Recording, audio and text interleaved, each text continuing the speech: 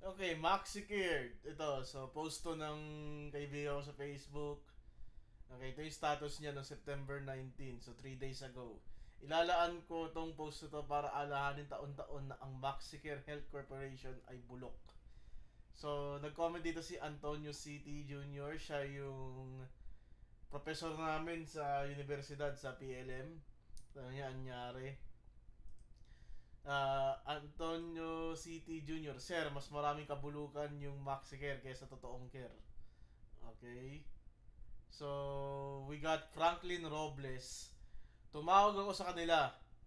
Tapos, ang sabi, pag ACN employee consultation lang daw pwede mag-provide sa Maxi Care. Seryoso? Ako kasi ano eh.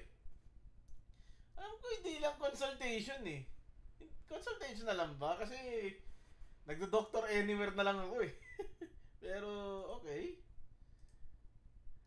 Ako nang hingi lang ng physical ID pero di na daw sila nagbibigay ng physical ID at dapat mag-login sa Maxi Health Plus app nila pag gagamitin yung card.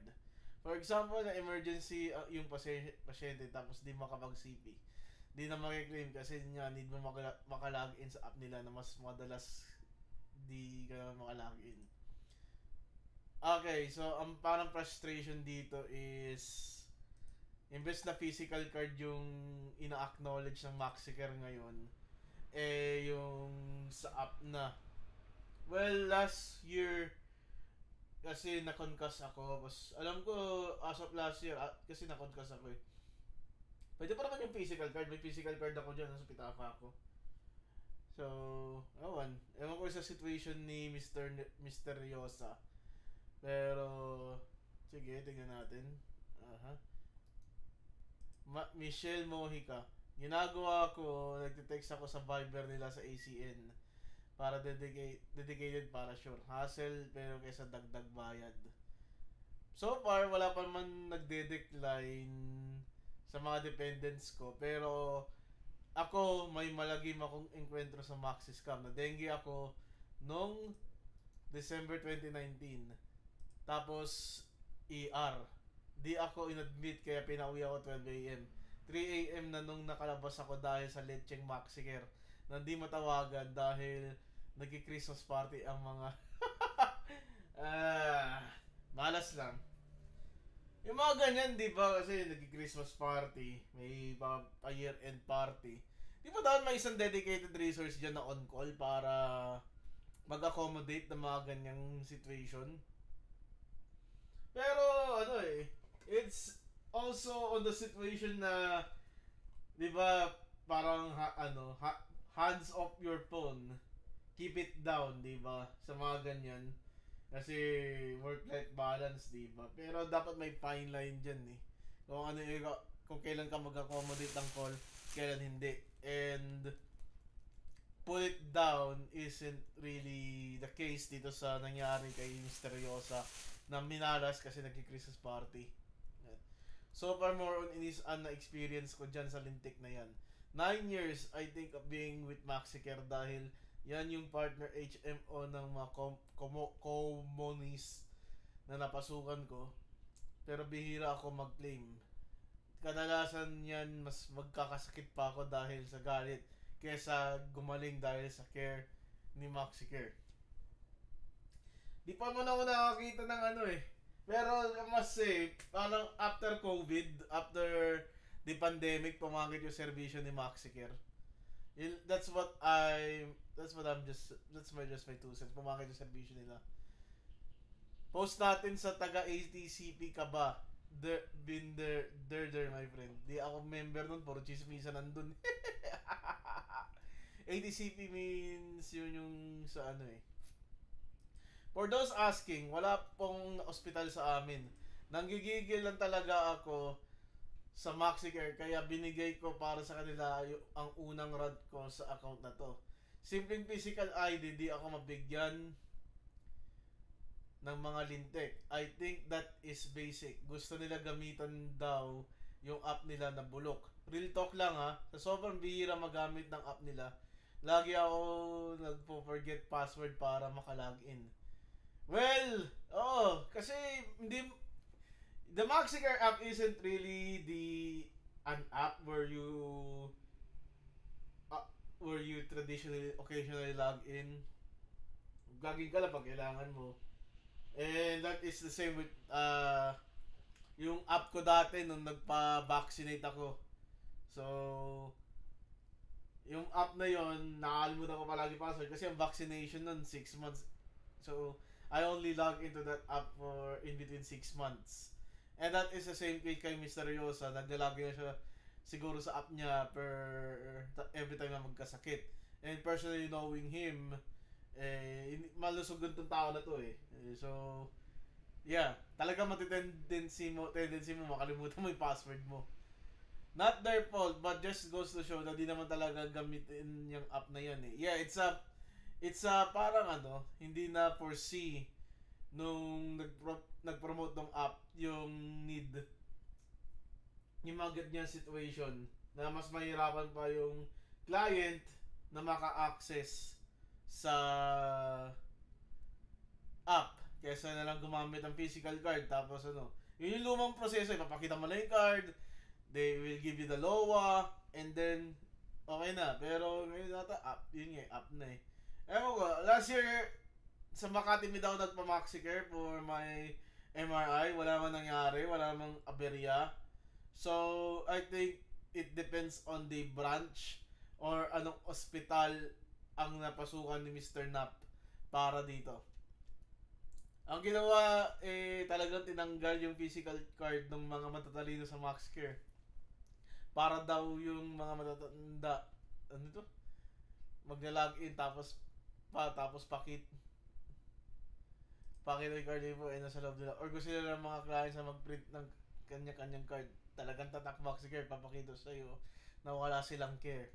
Kinontak ko yan, pero as usual wala namang kwenta. Sa Maxicare employee nakaisip na wag na magbigay ng physical card. Wala ka sana signal sa CP mo kapag nasa ER ka. Hindi mo sana mahanap yung screenshot ng... Okay, so this is just ranting dito sa yung nag-propose na wag na mag-physical card, gamitin na lang yung app. Yeah, binibigay lang ni Riosa yung kanyang, binibenta lang yung frustrations niya. Okay?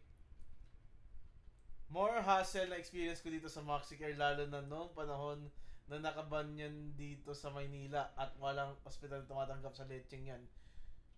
Really? Maxicare was banned sa Maynila? Seryoso? Namban yung Maxicare sa Maynila? Kasi alam ko yung Chinese Gen, di ba may Maxicare yun? Doon ako nagpapa-check up nung nakatira pa ako doon eh. Para itong physical ID na napakasimple. Napakasimple yung pinaka nakakapikon. Talagang umiisip sila ng way para di maklaim ang benepisyo ng mga tao. Ang galing. Okay. So, boss, ang puso mo. Maxicare is Biktima ka rin ba? Dati nung nasa Pinas pa. Maxicare kaput. Kalma mo ang putotoy mo, boss. Inanger reacts ko na kasi kabubuhan talaga natanggalin yung physical card. Madededsom ka na sa ER, need mo pa ilagi. Sige, ako nasa ER ako, mag-isa lang ako. Okay, alam mo na ER ako. Tapos kailangan ko yung Maxicare, mag-isa lang ako. Wala akong kasama na ER ako. Sino maglalagi para sa akin? Wala nakakalam ng password ko. Paano kung may mga situation na yun nga, hindi na ako mapagsalita. Like that, di ba? May genius na nakaisip sa loob ng Maxicare na gawin yan. Baka akala nila for the environment dahil di nagagamit ang plastic cards. Pero paulit-ulit naman nagsasayang ng papel yung mga pasyente. Kakasulat mo ng card details. Saka ganun din eh. Napilitan din ako magpagawa ng cards namin dahil nga ayaw mag-provide ng provider ko ng healthcare ng ID para magamit yung health services nila. Saka kapag na-screenshot ko ngayon yung ID ko from app, malamang ang hirap hanapin sa gallery nun kung after a year kapag kakailanganin yung screenshot na yun. Paano na yung mga DTK gaya ng matatanda? Liit na bagay na lang pero Nakagigil talaga pag akala nung ibang mga tanga harmless yung katangahan nila.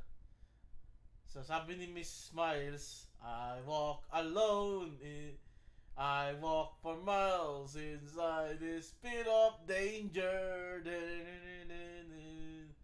Na, Prios, agree with you. Saka legit naman, walang kwenta yung app eh. Pupunta ka pa din sa HMO section ng ospital. Oo nga! Di lang to sa Maxicare, pati sa ibang HMO na din. Isipin mo, nag-book ako sa app, apply na ako, saan pupunta ako, saan pala mag-book.